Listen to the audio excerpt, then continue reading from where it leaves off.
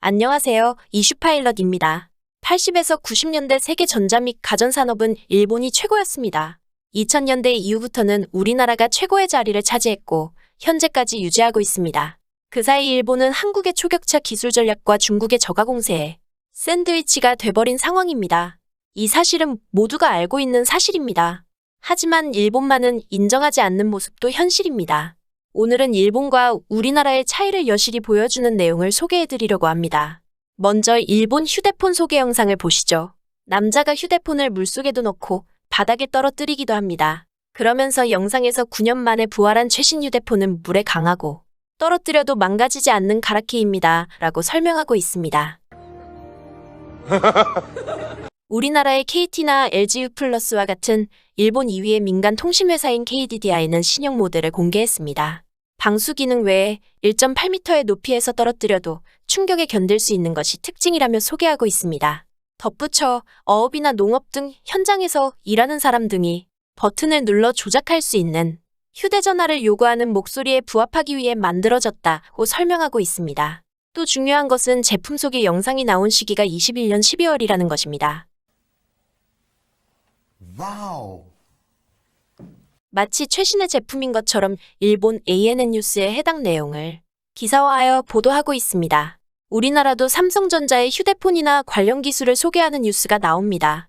하지만 일본에서 다루었던 방수나 충격 강화 내용은 지금은 언급조차 안 하는 필수 요소이기에 다뤄지지 않습니다. 그래서 이슈파일럿은 비교해보았습니다. 휴대폰의 방수, 충격 완화와 관련한 홍보자료나 뉴스가 우리나라에선 언제 나타났는지 찾아봤습니다. 이미지는 갤럭시 S4의 광고 내용입니다.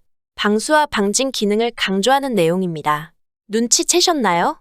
접히는 갤럭시 Z 플립이 대세인 요즘 S4의 기종에 나오는 광고를 네, 맞습니다. 이 광고는 2014년 2월에 나온 내용입니다. 일본에서는 같은 기능을 21년 12월에 최신의 기술인 양 언급하지만 우리나라는 그보다 7년 전에 언급한 내용을 그대로 답습하고 있습니다. 디자인이나 기능은 현장의 요구로 만들어졌다고 하니 버튼식과 터치식의 차이를 언급하지 않겠습니다. 어떤 분들은 소개된 일본의 휴대폰은 야외 활동을 하는 사람을 위해 만든 것이니 이렇게 비교하는 것이 맞지 않는다라고 할 수 있습니다. 그래서 일본 휴대폰 시장 점유율과 대표 제품들을 확인하겠습니다. 2021년도 상반기 일본 내 스마트폰 출하 점유율은 소니가 2위를 차지했습니다. 스마트폰만의 출하 대수 점유율은 1위는 45%의 애플, 2위는 10.7%의 소니, 3위는 10.7%의 샤프로 나타나고 있습니다. 삼성의 갤럭시는 4위로 역시 일본은 애플과 자국 브랜드를 많이 이용하고 있습니다.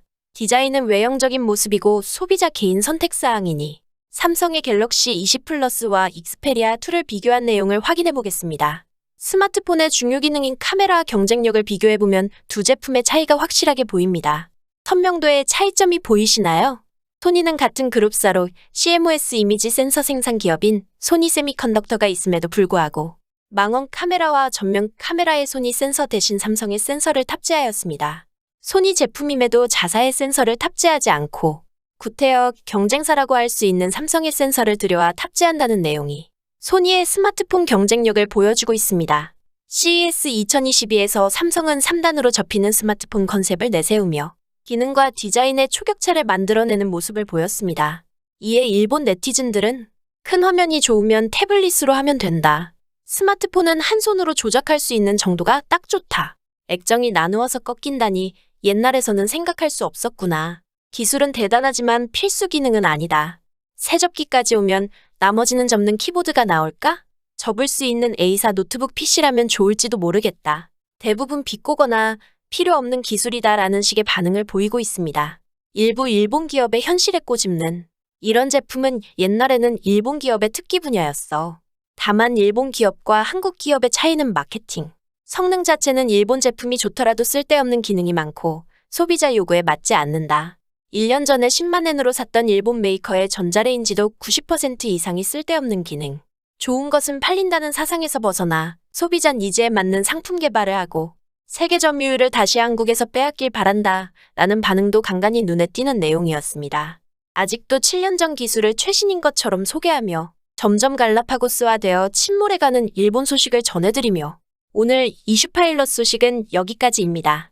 댓글과 소통을 통한 여러분의 의견을 기다리며 구독과 좋아요는 저희에게 큰 힘이 됩니다. 감사합니다.